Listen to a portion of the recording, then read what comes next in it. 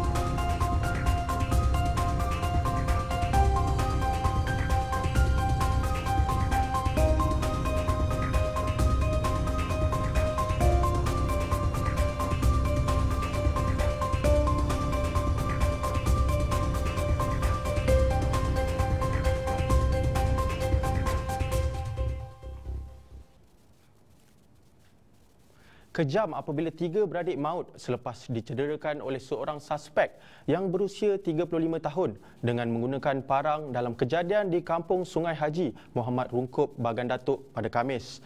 Lelaki yang juga kenalan rakan sekerja bapanya itu didapati positif dadah jenis metafetamin dan ganja. Difahamkan, lelaki berkenaan turut mencederakan ibu mangsa dan seorang lagi anaknya hingga mengakibatkan pergelangan tangan hampir putus. Saksikan temubal wartawan Apandi Ishak bersama nenek saudara mangsa Salbiah Idris dan saksikan rangkuman kalender jenayah minggu ini.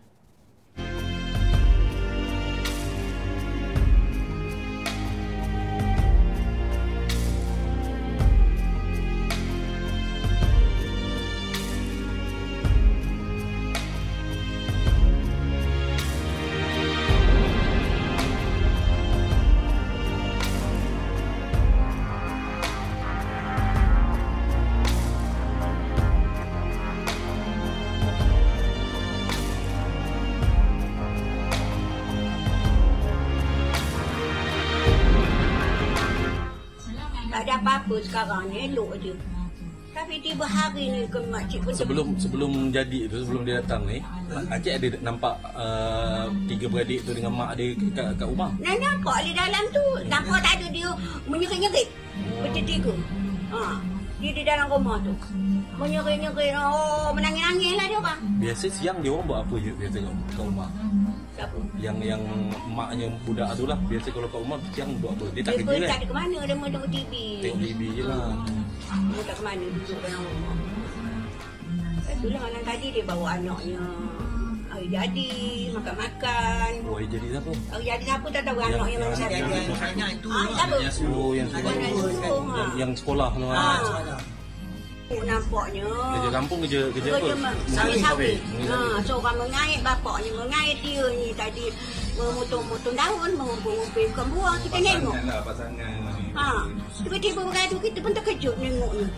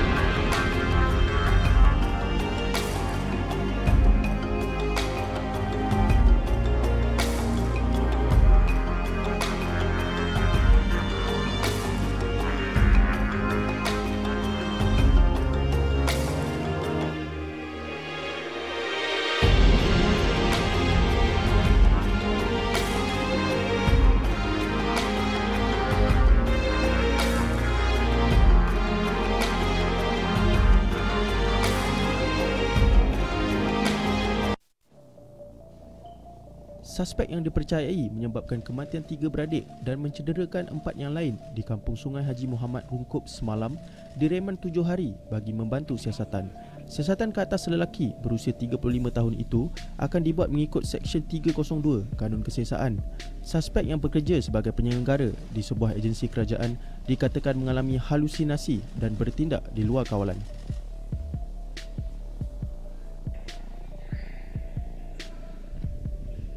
Mahkamah Tinggi Kuantan menjatuhkan hukuman gantung sampai mati terhadap bekas juruteknik kerana didapati bersalah mengedar dadah 2 tahun lalu.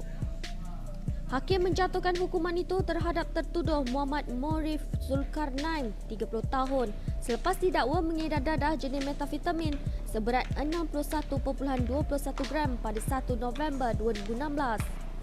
Tertuduh didakwa mengikut Seksyen 39B-1-A Akta Dadah Berbahaya 1952 dan jika sabit kesalahan boleh dihukum mengikut Seksyen 39B-2 Akta Sama yang boleh membawa hukuman gantung sampai mati. Pengawal keselamatan sedang bertugas di sekolah SJKC Chongqing Bayan Lepas telah terserempak 4 orang bertopeng cuba memecah masuk. 2 penjenayah warga asing yang aktif melakukan kes pecah kilang dan sekolah berjaya ditahan polis di Bayan Lepas dan Bayan Baru pada Ahad lalu.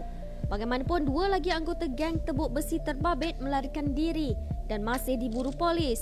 Ketua Polis Daerah Barat Daya Superintendent AA An Balagan berkata, geng berkenaan terdiri daripada warga Vietnam dan mereka menyasarkan peti besi di sekolah serta kilang untuk mencuri barang berharga. Menurutnya, dalam kejadian 2.30 pagi Ahad lalu, 4 penjenayah terbabit memecah masuk pejabat sebuah sekolah di Bayan Lepas. 2 suspek yang masih bebas itu dikenali sebagai Do Yan Tan dan Pan Van Tu yang berusia 26 tahun. Suami penyanyi popular Ziana Zain mengaku tidak bersalah di Mahkamah Magistrate atas pertuduhan pindaan kerana menyebabkan luka dan lebam ke atas anak lelakinya pada 24 Februari lalu. Tertuduh Armin Zaharin Ahmad Zamri, 53 tahun, membuat pengakuan itu selepas pertuduhan dibacakan terhadapnya di hadapan Magistrate Raja Nur Adila Raja Mahyaldin.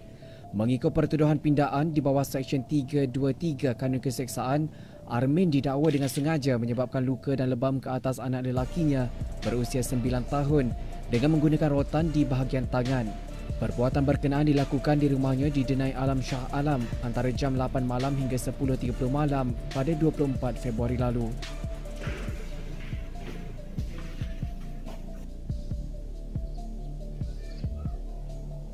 Mahkamah Magistrate Port Dickson hari ini menangguhkan kes seorang penganggur yang dituduh membunuh juruteknik pergigian berusia 28 tahun awal tahun ini. Magistrate Siti Khairiah Abdul Razak menetapkan 5 Jun ini untuk membuat keputusan sementara menunggu laporan dari Jabatan Khemia.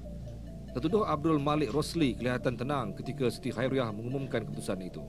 Abdul Malik yang memakai baju lokap berwarna jingga didakwa mengikut Seksyen 302 Kanun Keseksaan kerana membunuh Mahusin Abdul Rahim di Klinik Kesihatan Lukut jam 1.40 pagi pada 22 Januari lalu. Seksyen itu membawa hukuman mati jika disabitkan kesalahan.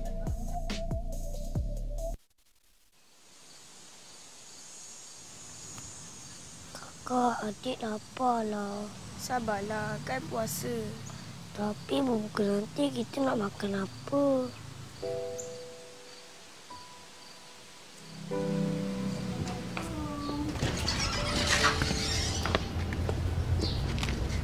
Mak, buka nanti masak nasi lemak. Semalam ada janji. Mak, ayam goreng.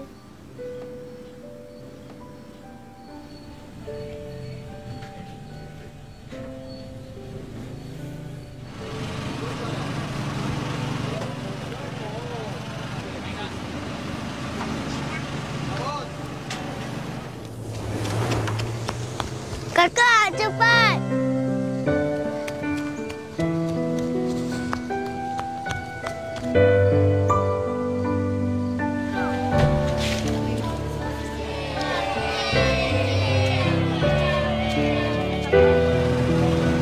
Assalamualaikum, Bang. Selamat buka.